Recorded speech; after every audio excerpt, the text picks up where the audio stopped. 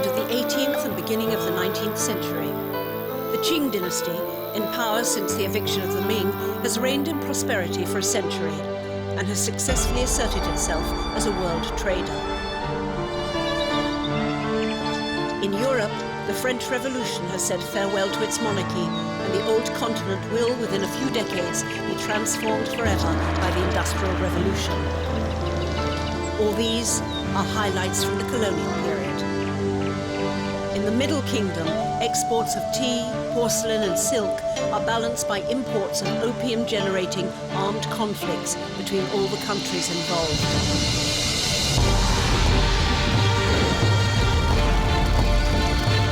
In August 1860, at the end of the Second Opium War, a Franco-British coalition army pillages and sets light to the Summer Palace.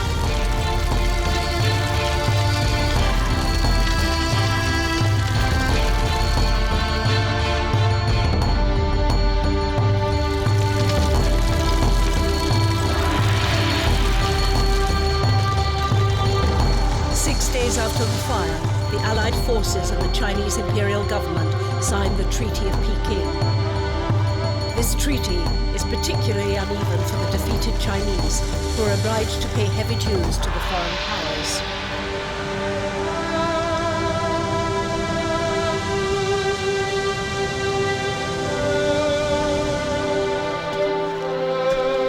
An uncertain period starts for the Qing and their summer palace.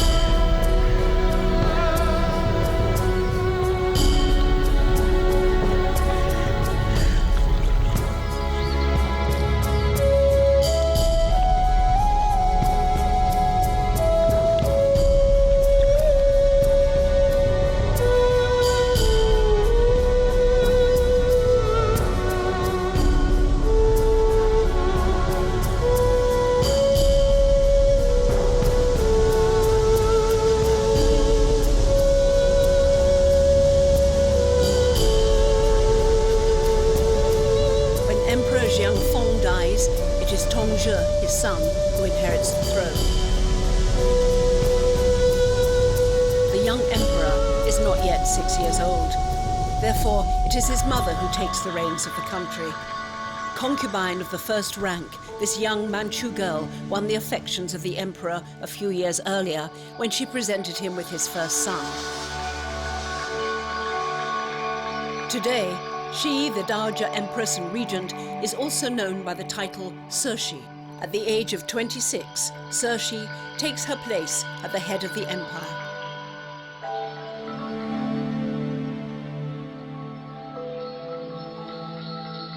Cixi has never known anything but a country capable of governing itself. Her perspectives are limited to palace life and the ways of the court. But she cannot bear to see the tarnished image her country now presents, and in particular, the picture the ruined imperial palaces portray to the world. She wants to rebuild the Summer Palace, to make it her residence. 13 years after the fire, she proposes a rehabilitation project, but it is rejected by the ministers of her government due to a lack of resources. When her son, Emperor Tongzhi, dies in 1875, Cixi is hungry for the throne, but such power is reserved for men. However, she makes two masterful moves. The first is to marry her sister to Chun, a minor dynasty prince, and the second is to nominate Guangxu, her nephew, her sister's son, as the new emperor.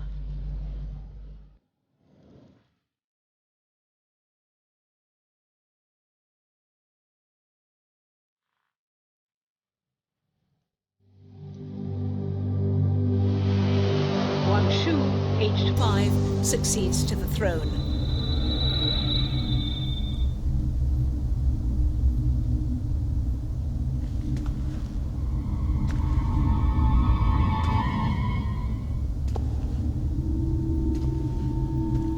Then, calling all her skills of manipulation into play, Cixi succeeds in convincing Prince Chun, her brother-in-law and father of the new emperor, that she must keep the regency of the country.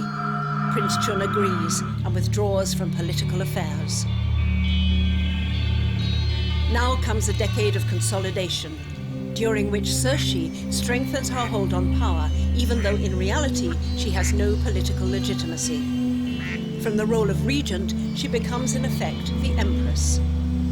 During this period, Prince Chun becomes her close ally, swayed by the tremendous power and influence she exudes. In the face of minimal resources and to avoid new delays with her renovation program, the empress, supported by Prince Chun, cooks up a plan. Under the pretext of strengthening China's maritime power, she claims that a naval school must be established, and it will be based on the banks of Kunming Lake. This enables her to allocate half the annual defense budget to the rehabilitation of the Summer Palace. To prevent any opposition, she creates the Ministry of Naval Affairs and appoints Prince Chun as its minister. In 1886, 26 years after the fire, Prince Chun officially approves the building of a marine college on the banks of Kunming Lake. His private understanding with the Empress is that he will set aside half the allocated sums to restore the palace.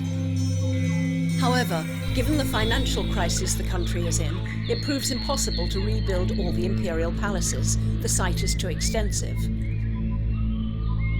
Prince Chun is obliged to choose which of the royal residences will be renovated. After receiving sound advice from Cixi, he decides upon her choice, the palace built by Qianlong. It is a fine example of imperial architecture with its lakeside position and its 5 satellite palaces. It also appeals because it is discreetly hidden from sight within its mountainous environment. Yes, at last, the reconstruction works of the Summer Palace can commence.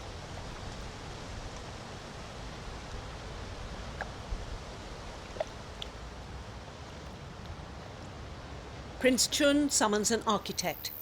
He settles for the man who has for a long time overseen all imperial family projects. Unfortunately, all plans and drawings of the original building, Emperor Qianlong's vision, were destroyed in the fire. It is necessary to begin from scratch.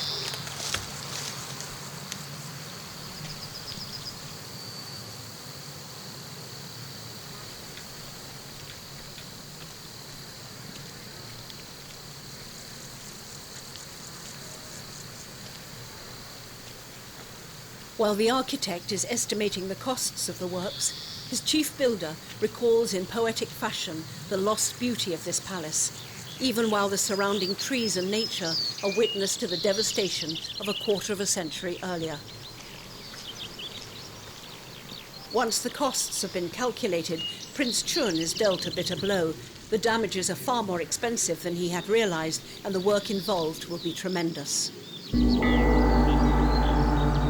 The 17-arch bridge has survived, but its bridgehead is badly damaged. The foundations of Foshiangge have been partially destroyed. The bronze pavilion has remained intact, but is engulfed within galloping vegetation.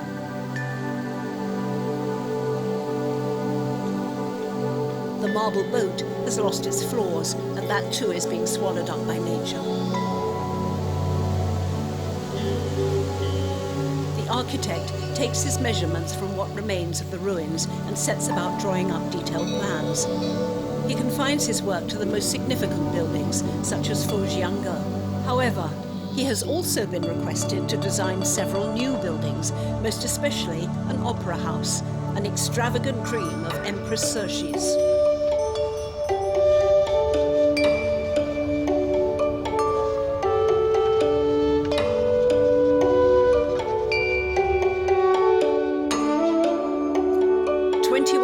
In height, this opera house was initially intended to crown Wanshu Hill, but its construction is finally achieved east of Foshiangge.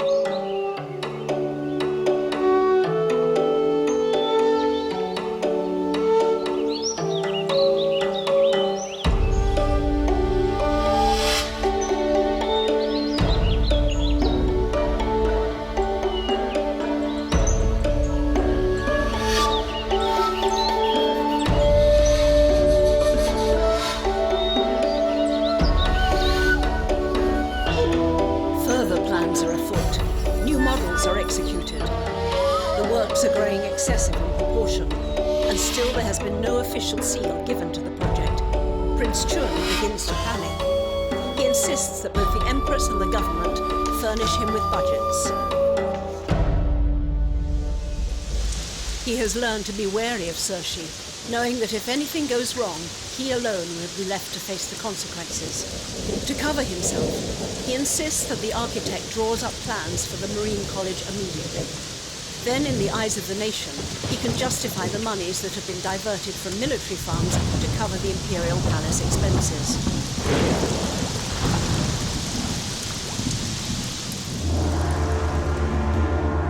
Prince Chun orders the architect to start the works.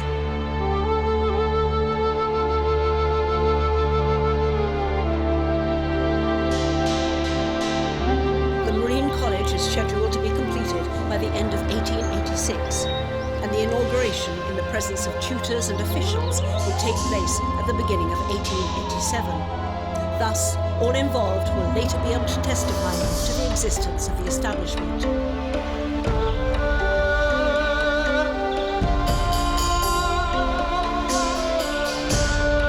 On the site of the Pavilion of Immense Gratitude, originally erected by Emperor Qianlong's mother, Cixi craves an impressive mansion, the Pavilion of Ordered Clouds, for her personal residence.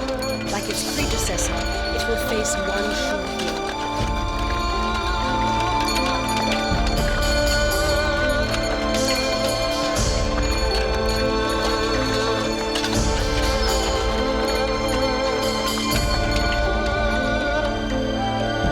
For this project, the architect takes his inspiration from the Forbidden City and designs a triple structure.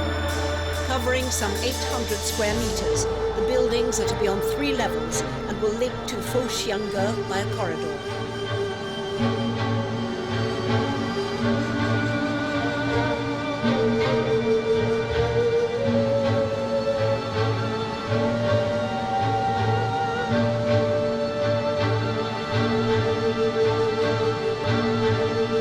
Much time is given to the proportions and division of spaces and rooms. Single occupancy and sharing are both arranged for, primarily by the use of folding screens. In this manner, the areas can be opened out or closed off according to Cixi's fancy.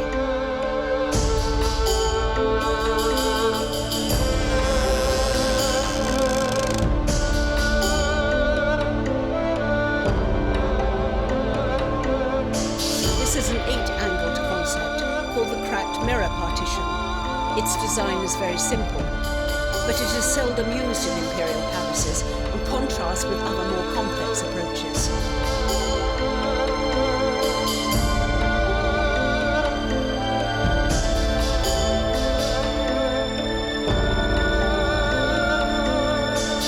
The architect chiseled images of bats, the symbol of imperial longevity, and peaches, symbol of happiness, into the wood and lined them with silk. In the palace, the most precious wood is rosewood, but it is very expensive. Here, a lighter pear tree is substituted.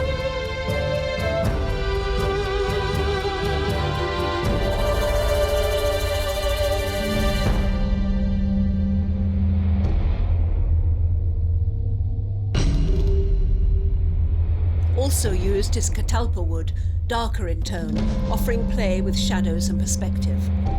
It is the first time that so many folding screens are used. The ceilings are lined with silk from the south, a silk decorated with bats. Pillars here divide the space into 3 parts. Empress Cixi found the building so perfect that she longed to install herself there directly, but she was obliged to be patient. She was adamant, though, that her birthday party was to be celebrated there. Emperor Qianlong's mother had celebrated her birthday in her new home, and Cixi demands no less. In preparation, she starts delivering the object she loves the most, together with some of the presents she has received. For example, a precious vase, a great variety of clocks, and this jewel box decorated with some of the most important legendary and immortal characters from Chinese history.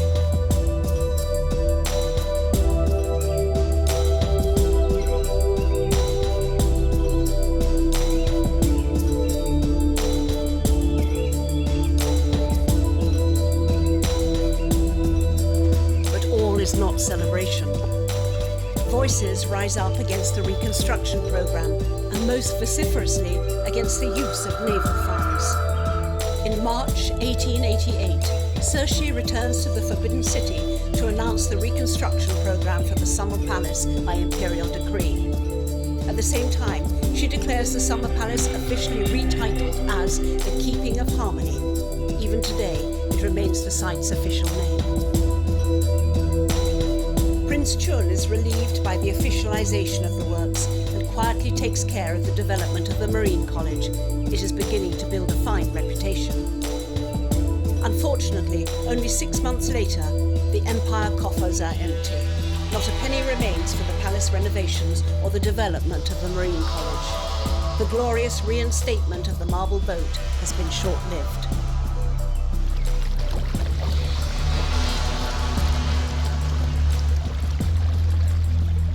On Kunmin Lake, the 3 small islands are a homage to Buddha.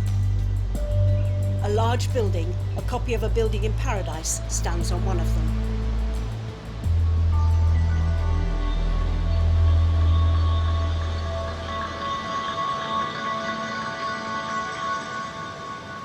During the ransacking, the Franco-British armies lacked boats, so they could not reach the islands and consequently could not set light to them.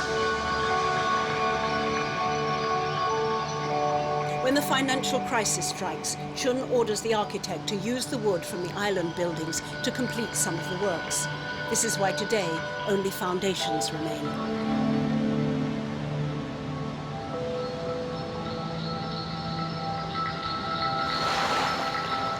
Emperor Qianlong dedicated 15 years of his life to lay the gardens according to the rules of landscaping art. The buildings were each individual, but married and mirrored one another. Fosxiangge was flanked by a building to the west and another to the east. Today, only the western side with its outbuildings remain. On the northern side of the hill, however, the religious buildings have been restored.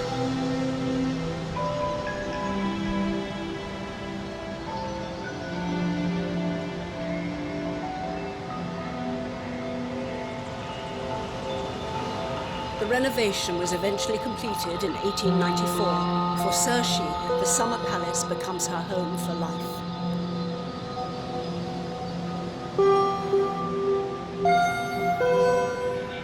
Choosing to ignore what is going on in the empire, she stays behind the walls of the palace, where she feels safe. She paints and signs her work with the name of a renowned painter. Her limited talent gives her away, and everyone recognizes the works as Circe's. Still, it is judged an honor to be presented with one.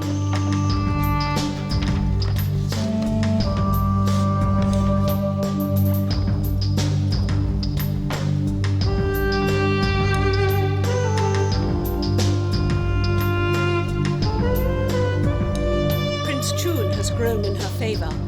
He is her first minister, and she trusts him implicitly. He governs the country with a free hand. When he dies, Circe passes the power to her nephew, Chun's son, and the rightful emperor. He from whom she had taken the power of the throne when he was little more than a baby.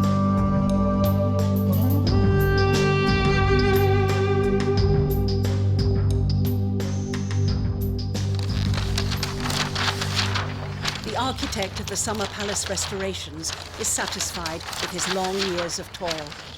He judges it his finest work.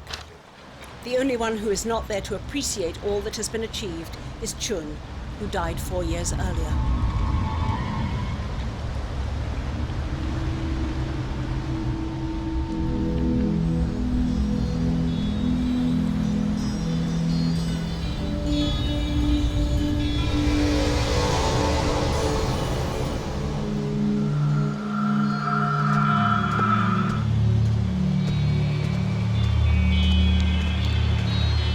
The works have taken close to 9 years to complete, and they have cost the Naval Department the price of 3 massive warships. It is as though all this has been created in a vacuum, because elsewhere in the world, countries, empires have been facing one another head-on. And within China, the Middle Kingdom itself, social conditions have deteriorated rapidly.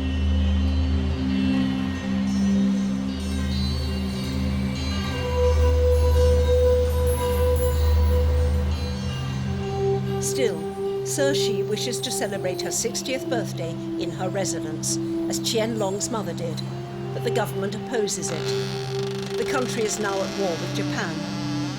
Relationships between China and the Japanese archipelago are scarred by endless rivalries.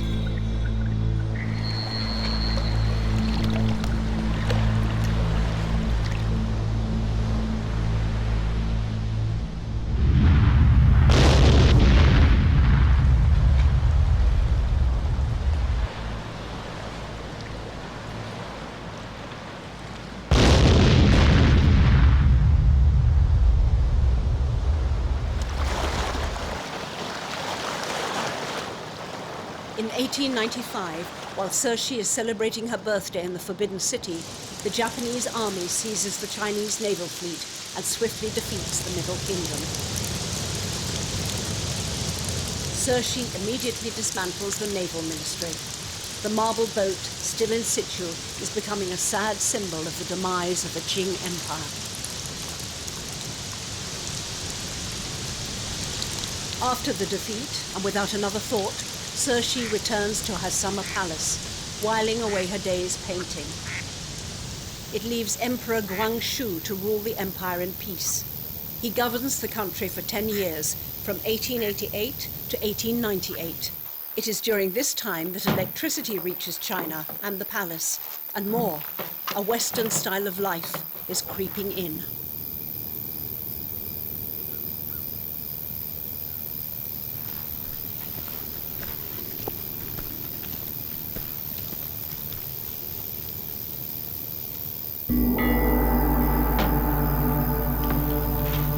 November the 4th, 1897. Celebrations yet again. Empress Cixi's 62nd birthday. She wakes up at 6 a.m. to begin her elaborate toilet. Her clothes have been made in the south, in Suzhou, a total of 135 frocks and outfits.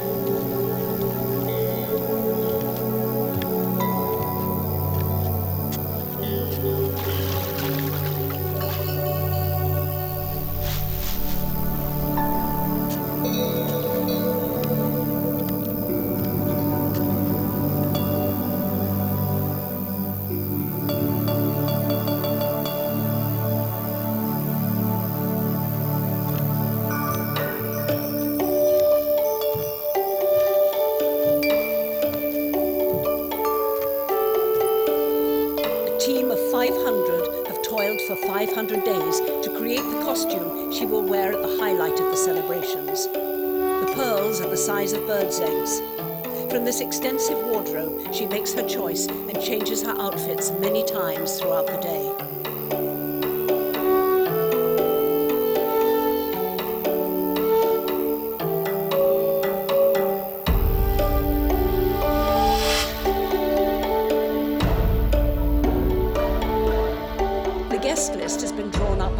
Herself. Those who are attending are obliged to go through a form of training, how to appreciate opera in the company of the Empress.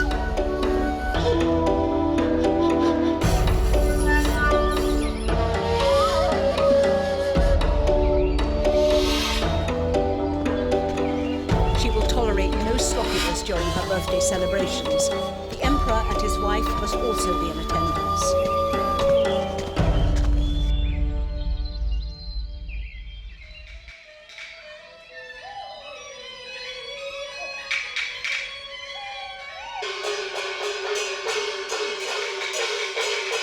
These celebrations must reflect the Qing dynasty in its finest hours. Cixi determines that this birthday will see her acknowledged and adored throughout the land. She demands the same respect bestowed upon Qianlong's beloved mother.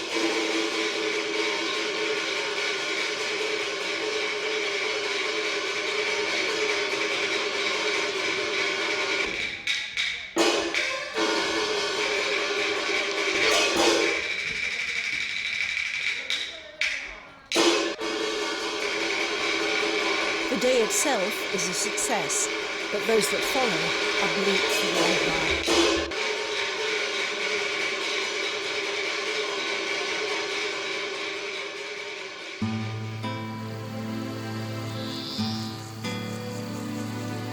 Faced with the imperialism of many other nations, China is beginning to understand that it is a declining force, that its politics and way of life are outmoded. For the past 40 years, it has achieved little. Meanwhile, there are external powers, enemies, who covet its territory, who have an eye to ruling and modernizing it.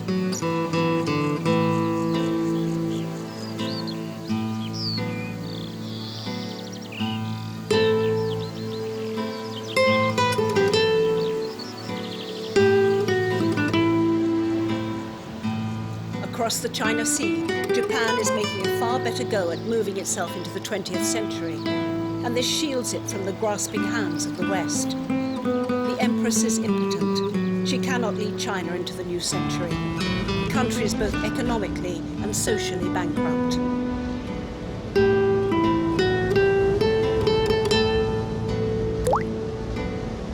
No government could function and bring about change within such a corrupt, hierarchical system.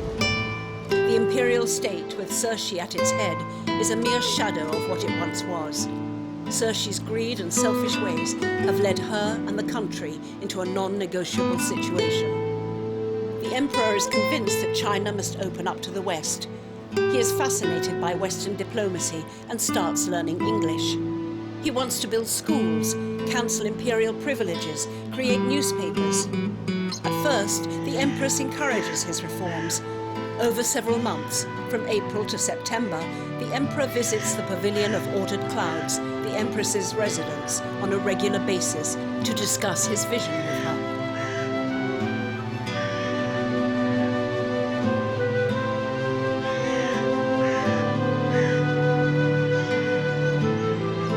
The eunuchs in the service of the empress, realizing that the proposed reforms might mean cancellation of their privileges, make him wait, kneeling for long periods of time. The government also looks unfavorably upon his reforms for the very same reasons.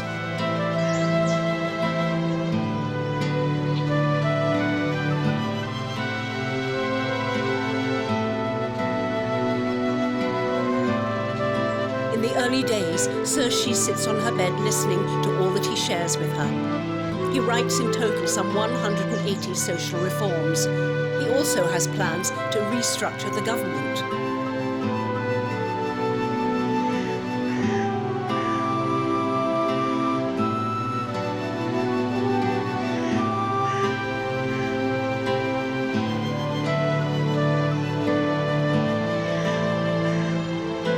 Guangxu appoints a body of reformers who attempt to put China back on track by equipping it for a changing world.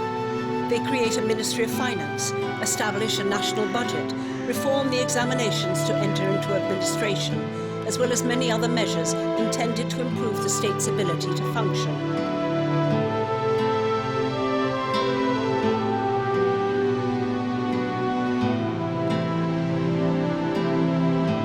But when Cixi realizes that her own power is in jeopardy, she feels threatened.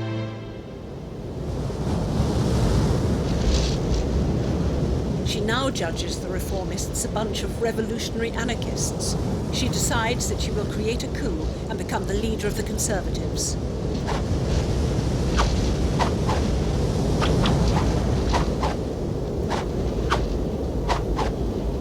On September the 19th, 1889, she hurries back to the Forbidden City.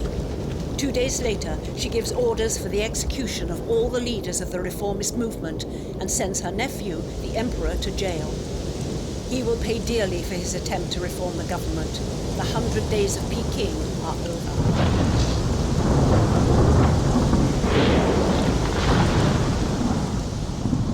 1899 is a very tense year in the Forbidden City. The emperor has turned the whole government against him, and the empress is now free to scheme and plot, skills she has well mastered over the years. In 1900, when she returns to the summer palace, accompanied by her full court and eunuchs, the emperor is without all rights and at Cixi's mercy. The phoenix is the empress's symbol, whereas the dragon is the emperor's. Two symbols that are supposed to cohabit, but in this instance, the poor dragon has been trapped. This rock represents the god of longevity. Circe venerates it. She dreams of immortality. Power and immortality are her two aims, and now she pursues them openly.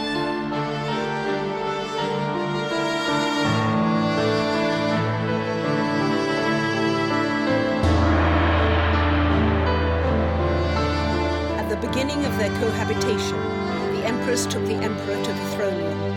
On the wall behind the throne are engraved ideograms describing each in its own way, but over 200 times, the concepts of longevity, immortality, and life within the celestial kingdom. Circe is seated on the imperial throne, while the emperor, forced to agree to all of her requests, is a mere witness to her power.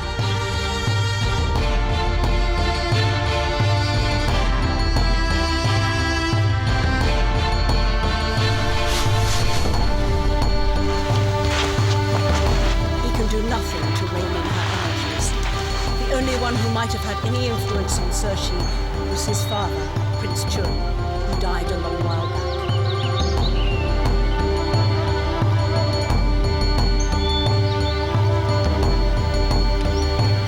The Empress orders the Emperor under house arrest. She now treats the 27-year-old as though he were a child. Deprived of all liberties, the Emperor has been left a drum and a rabbit to play with. These are symbols of the humiliation and infantilization Circe is inflicting upon him. He is surrounded by walls. He can no longer travel. He lives in a golden cage.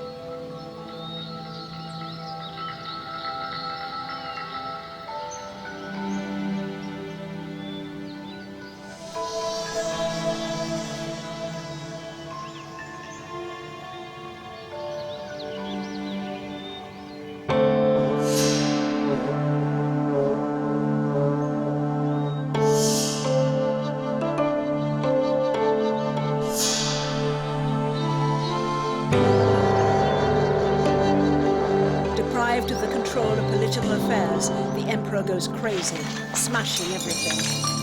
The empress's response? She has all furniture removed and locks him up in an empty room.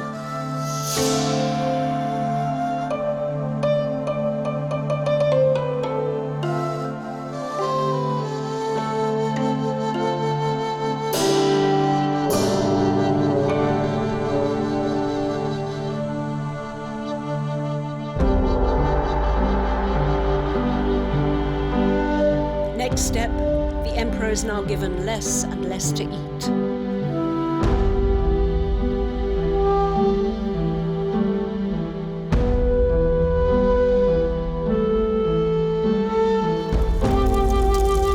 While the empress takes part in sumptuous feasts, still, she nibbles at never more than 3 small mouthfuls, fearing poisoning. She takes these opportunities to make official announcements concerning the emperor's declining health.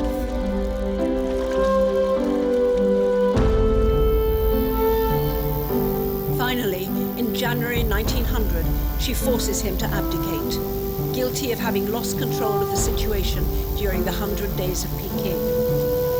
After his abdication, Imperial China is in its death throes. Foreign companies and governments have been demanding more and more from this nation, and xenophobia is rife. Nationalism is a growing force and feeds the seeds for upcoming revolutions for the Boxer Rebellion.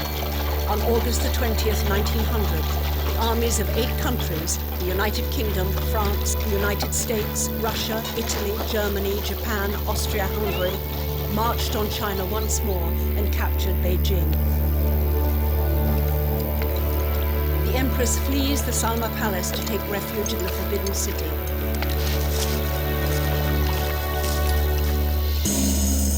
From there she escapes to the west of the country and remains in exile for a year. Meanwhile, the summer palace is pillaged once again, but on this occasion not burnt. The Allies occupy the palace and stay for a year.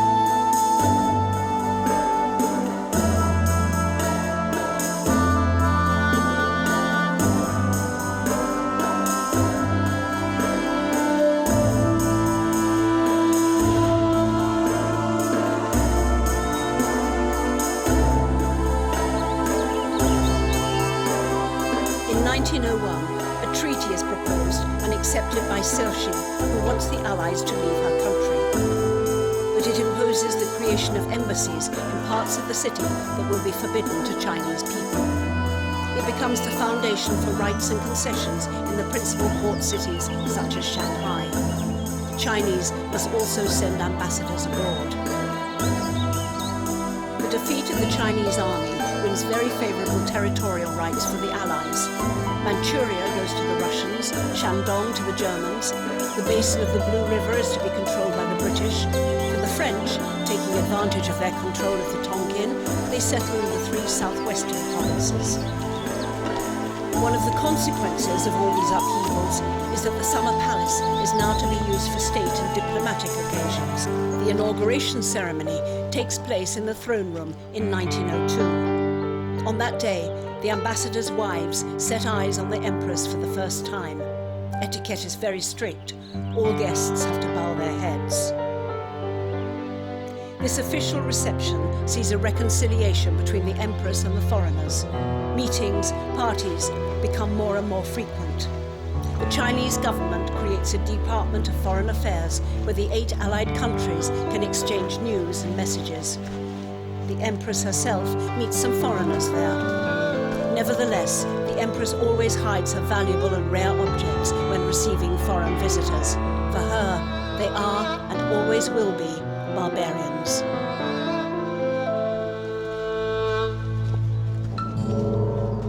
The 2 daughters of the Chinese ambassador in France know Chinese etiquette.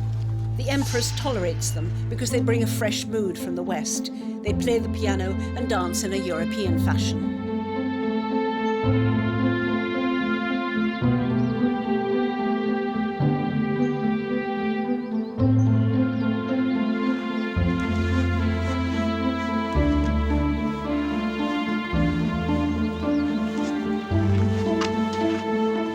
Cixi looks at them with a half smile.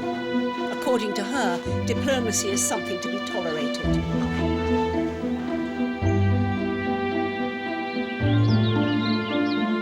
It enables China to better understand foreign civilizations and to improve its communications with them.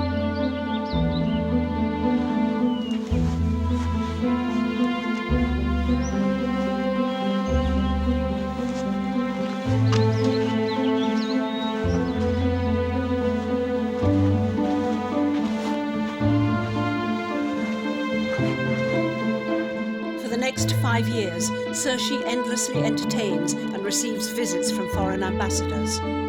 During a memorable official ceremony, she received on one single day 98 ambassadors, a record number coming from all over the world.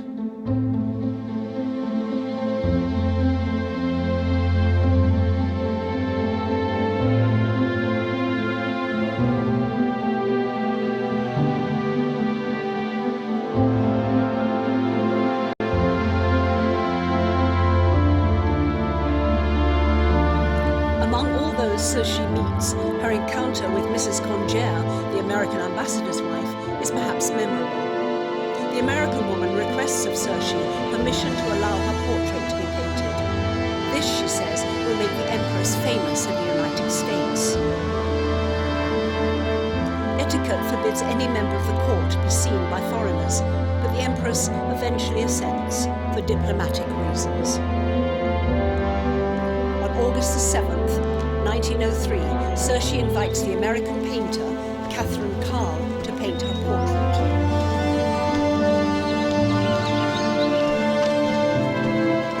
The American artist is installed near a remarkable event. No foreigner has ever been invited to stay within the palace grounds.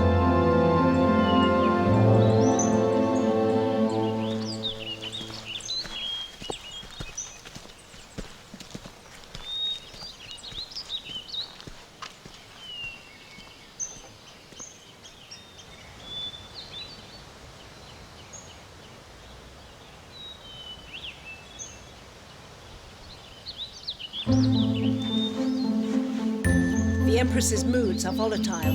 This enduring encounter is disturbing for her. Sometimes she is welcoming and sometimes suspicious. Still, she shows the painter her theatre, and together they enjoy performances of Peking opera.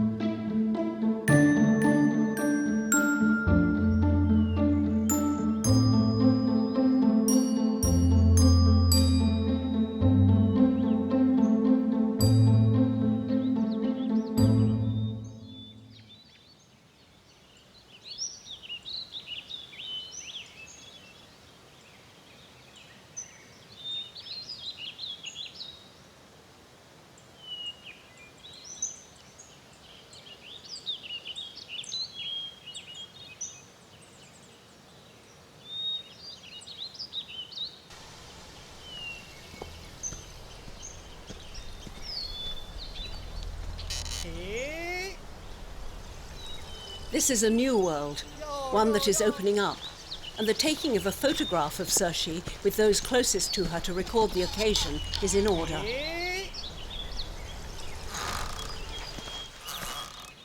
Those who were present treasure this occasion as a touching and rather amusing moment.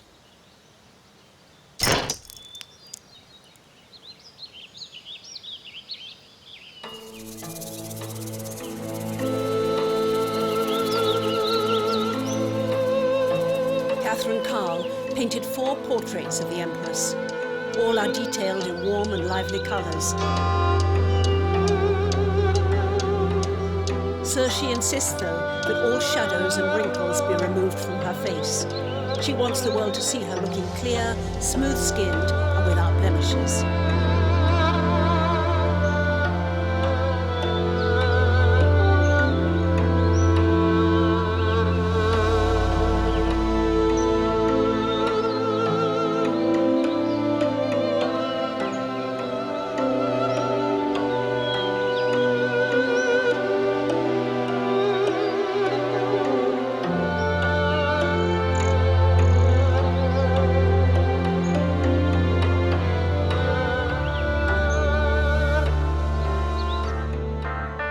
As a gesture of stepping out into the world, China participates in the 1904 12th Universal Exhibition held in St. Louis in the United States. Second down and 9 from their own 35. Just over 9 minutes to go in the quarter. He caught them having it now. He's got nothing but open field. That same year, also in St. Louis, a delegation of Chinese athletes participated in the Olympic Games.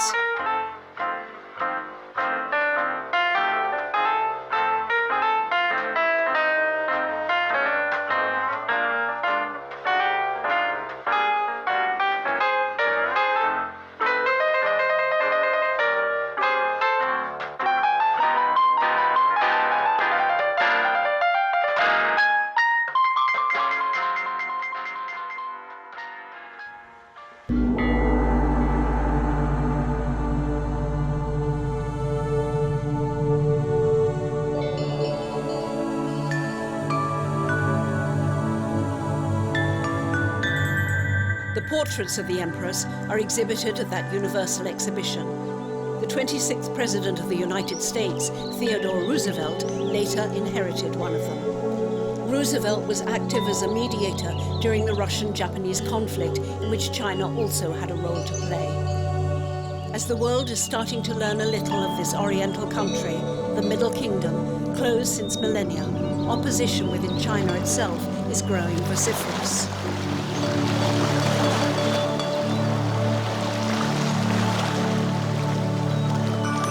The Empress responds to the uprisings, violent outbreaks and growing nationalist movements by sealing herself off from the problems. She orders the wall that surrounds the Summer Palace to be strengthened and heightened. She is incapable of dealing with her own people. The towering walls themselves are an expression of this woman's obduracy, her unwillingness to open up to the changing world. May 1908, 4 years after the Universal Exhibition, Cixi suffers a stroke, but she recovers. However, this year proves to be fatal for the Qing dynasty. On November the 14th, Emperor Guangxu dies. On the very same day, the Dowager Empress designates Puyi the next emperor. He is 2 years old. Cixi proclaims herself Great Dowager Empress, passing on the title of Dowager Empress to Guangxu's widow. The following day, Cixi faints and dies, facing south, according to the legend.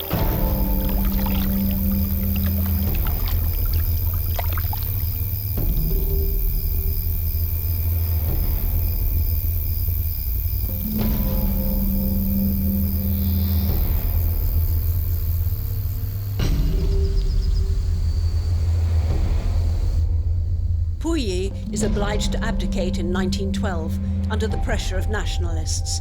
He is the last of the Qing dynasty to have sat on the throne of the Middle Kingdom.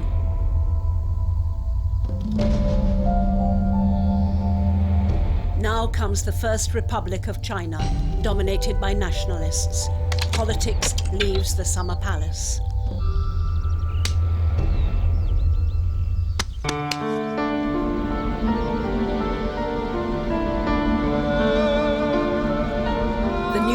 Have no precise plans for this magnificent heritage left by the last emperors.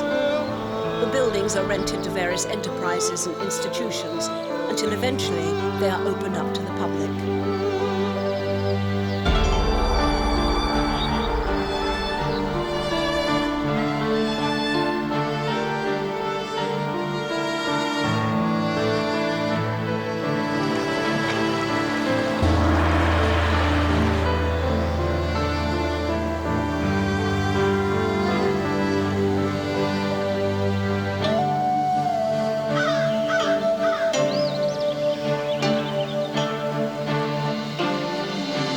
After the tragedies of World War II, Mao Zedong takes control of China, but he has no interest in the nation's imperial architecture. During the Cultural Revolution, the palace is miraculously left almost untouched, thanks to the intervention of some enlightened comrades. Later, it becomes clear to everyone that this site is an extraordinary testament of China's history, of the country it was, and for that reason alone, it warrants protection.